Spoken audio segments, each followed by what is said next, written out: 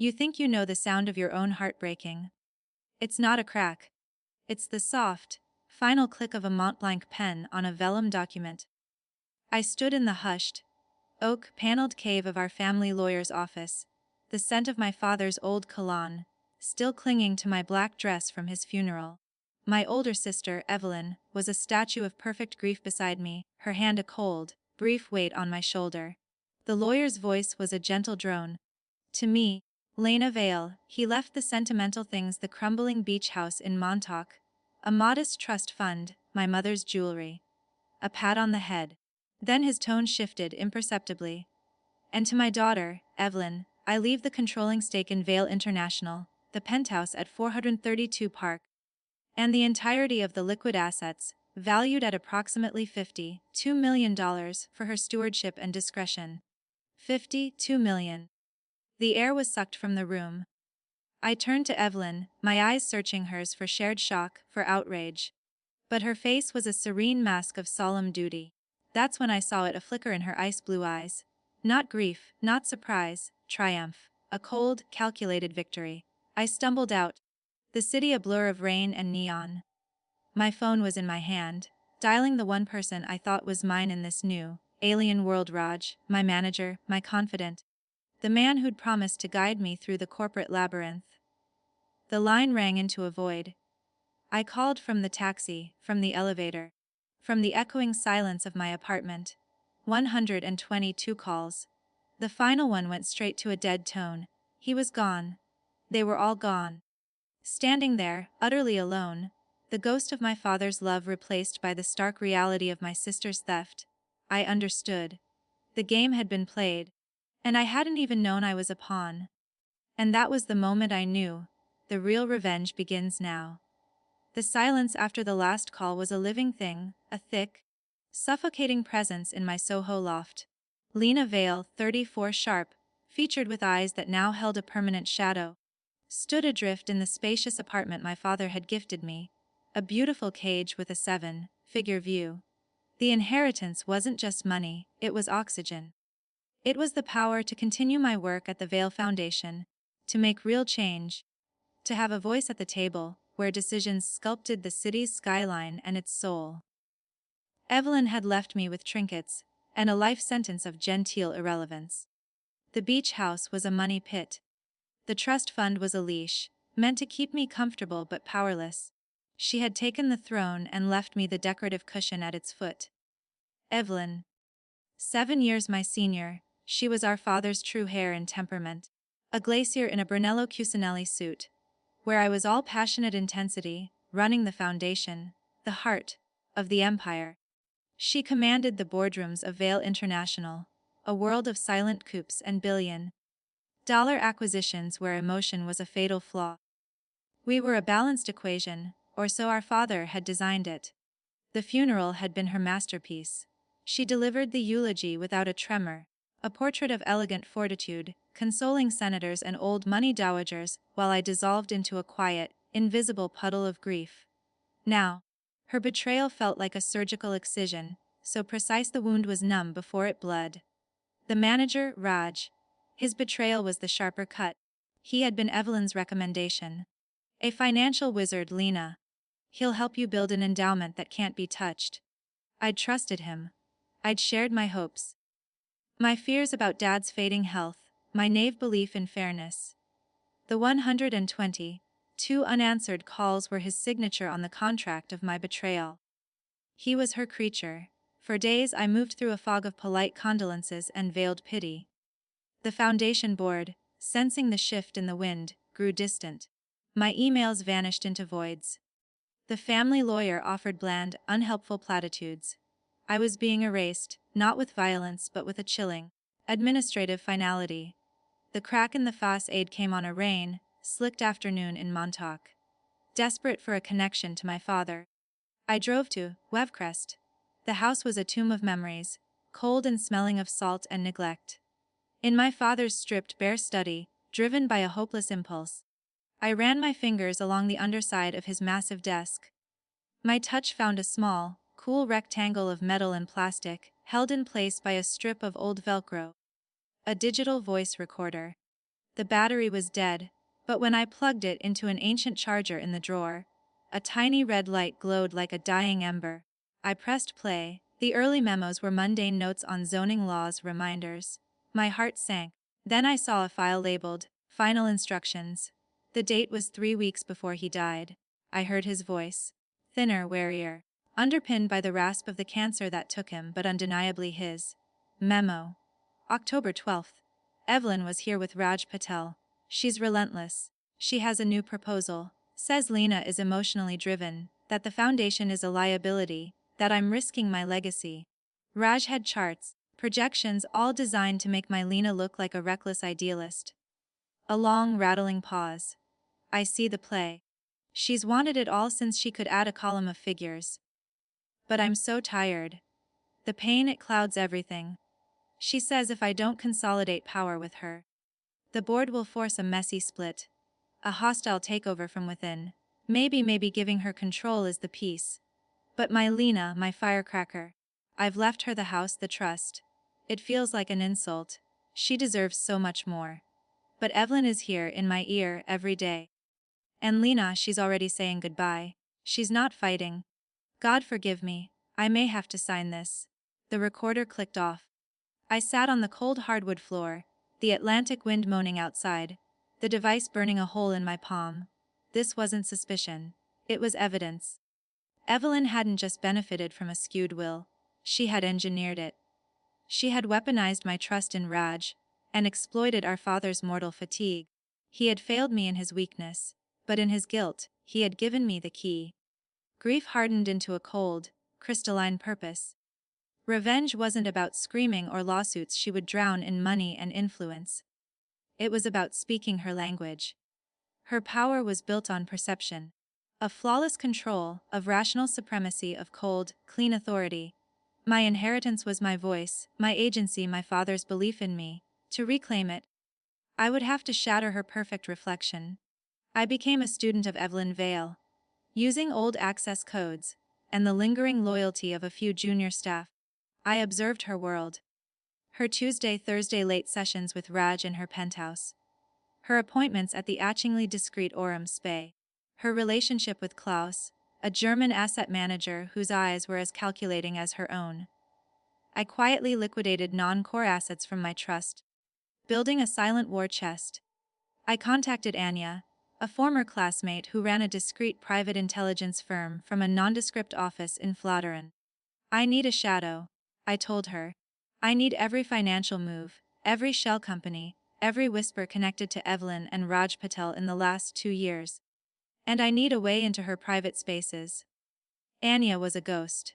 She uncovered a delicate latticework of financial maneuvers. Foundation funds subtly diverted through Raj to consultancies that bled back into Evelyn's orbit. It was a pattern, not a crime, yet.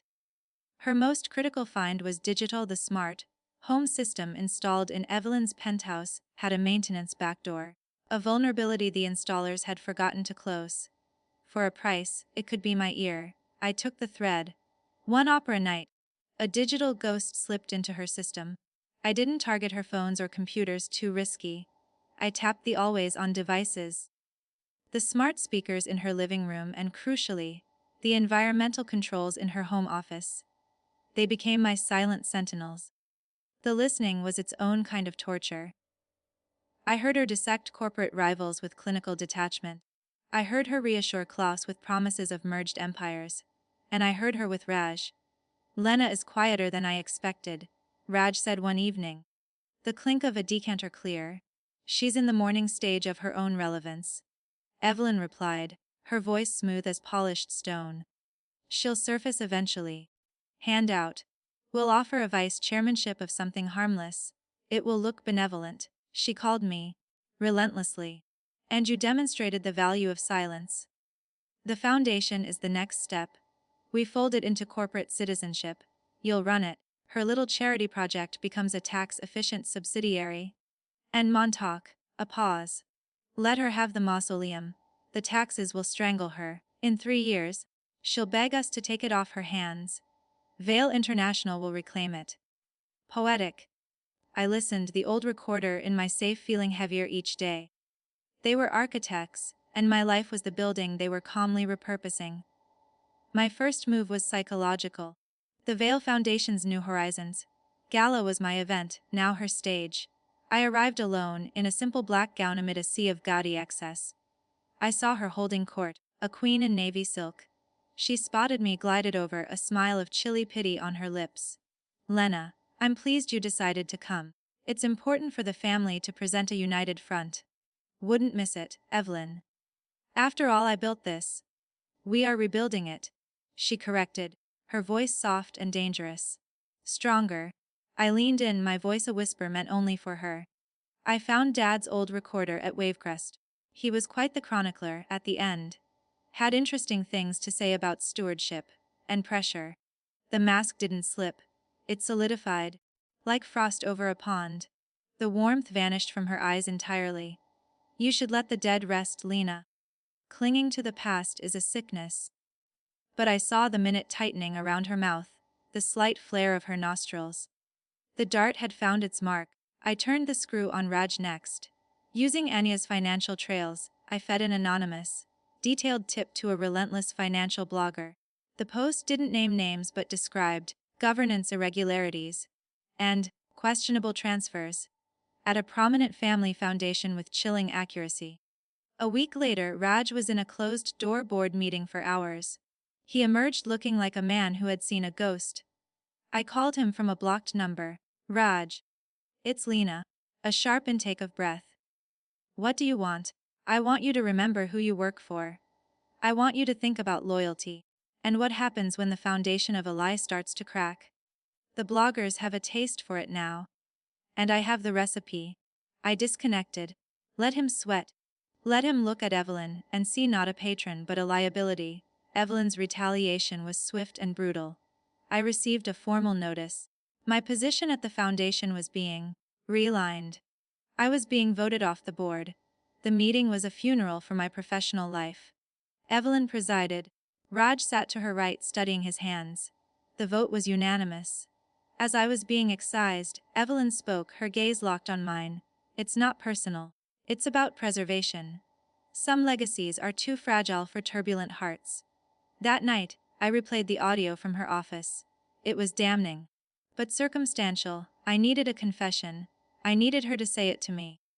I lured her to Wavecrest with an email about discussing an equitable settlement. She arrived as a storm gathered over the ocean, wrapped in a cape of arrogance. "Sell this wreck to me, Lena," she said, dispensing with greetings. "I'll be generous. It's the only rational choice." "This is where Mom painted," I said, ignoring her, leading her to the sun porch. The old recorder was hidden in a cabinet. My phone, in my pocket, was Liv. "Dad talked about her here. He talked about you too. He said you were a pressure he couldn't withstand. That you and Raj lied to him about me." Her composure evaporated, not into rage, but into a terrifying, cold fury. "Lid," she spat. "We enlightened him. You, with your childish causes and your emotional budgets. You would have turned his life's work into a philanthropic carnival. He loved you, but he knew you were soft. I did what he lacked the courage to do. I saved Veil International from your sentimentality. You stole from me. I secured what was always meant to be mine. You got your trinkets. The house. The baubles. The grateful. It's more than you're equipped to manage." The words were perfect. The admission of pressure, of manipulation, of contempt. "You're going to give it back, Evelyn. All of it." She laughed, the sound like breaking glass. "With what? Your good intentions. You have nothing." "I have his voice," I said quietly. "And now, I have yours." I showed her the recording app on my phone, the waveform dancing with her venom, confessing to the theft. For the first time, I saw real fear in her eyes. Not of me, but of exposure. The pristine narrative, the invincible image. It had a crack, and I was holding the wedge. "You vicious little bitch," she whispered, the vulgarity shocking in her mouth. "The shares. The assets. You will sign them over. You will resign, citing a sabbatical. You will recommend me as your successor. You will do it quietly, gracefully? Or this audio goes to the SEC, the Times, the board, and Klaus. They'll see the truth. You'll be a pariah. A common thief in a $5,000 coat.